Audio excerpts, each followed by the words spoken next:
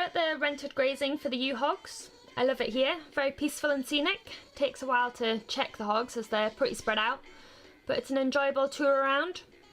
So every year we keep 500-ish ewe lambs as replacements, and the pure ewe lambs, of which from the 2012 flock there was around 80. So I've never farmed a winter at this job before, but my boss says that every year the hogs come up here and just go downhill. They lose condition and don't thrive. However, when they do return home to the home farm in a year, they get a boost, as it were, and do very well from then on. So it's not too much of a worry.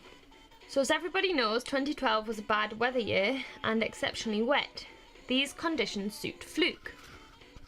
So due to a few more deaths than usual, we have decided to take a few hogs to the vets to see if Fluke is what's affecting them.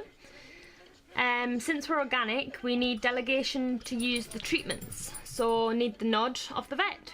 So August and September are the high risk months for Fluke, due to the wet weather being the trend at this time. So we Fluke drenched our hogs at this time. However, since the frost and snow hasn't really made an appearance in 2012, the wet conditions have remained, so Fluke has thrived. So a very basic, very basic Fluke cycle, as described by me. So the adult Fluke lives in the sheep in the bile duct, which produces eggs which the sheep pass out in its poo. The eggs then develop into larvae and swim about in the wet conditions until they find a host to develop into their next stage. The host is a snail. Inside the snail they develop into a second stage larvae. Several weeks later they leave the snail and attach themselves to herbage, which is then eaten by animals such as sheep. In the sheep, they penetrate the intestinal wall, and within 4 to 5 days they reach the liver, causing considerable damage. So they then move home to the bile ducts and grow into adults and excrete eggs, and the whole cycle starts again. So we're at the vets now. We suspect our hogs have a bit of lice, as I've seen them nibbling themselves and rubbing against fences. Lice is very common, and more common on sheep with poor body condition.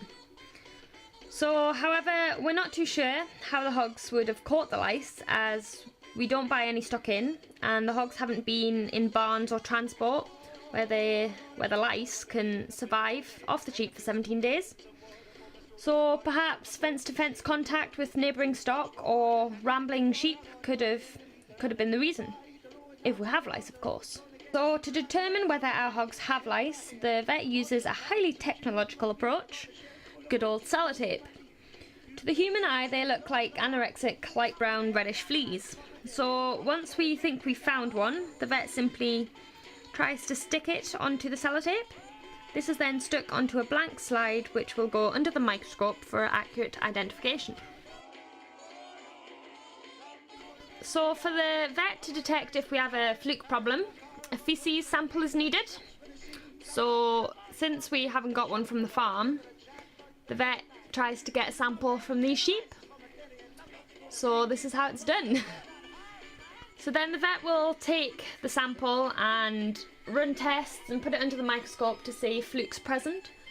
And then if it is, we'll get the go-ahead to be allowed to use the treatment to treat it. So back with the hogs, we gathered them into the more traditional outdoor sheep pens, into the race, and applied pour-on treatment for the lice by parting the wool and applying the treatment to the skin, and an oral drench to treat the Fluke. So 580 odd hogs to do, so it's going to be a long day. So with liver fluke, there's 3 types of the disease: hyperacute, acute and chronic. So with hyperacute cases, sudden death is the outcome. With acute, often affects lambs.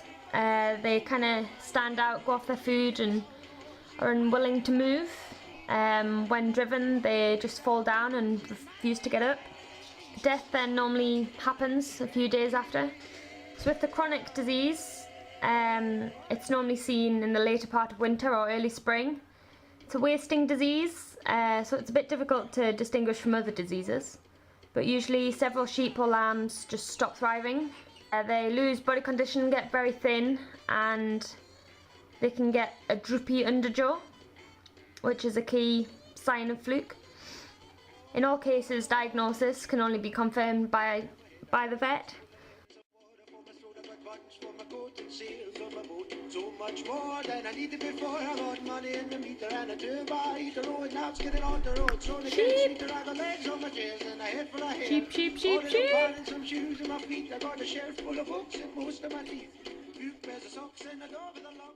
So that's an insight to why sheep farmers complain about the weather. It's not just because they have to go out and work in it. It's because it affects their whole farming production. And this year especially, fluke is affecting sheep farmers everywhere. I got a nice guitar and tires in my car. I got most of the memes and scripts for the scenes. I'm out and about, so I'm in with a shout. I got a favorite.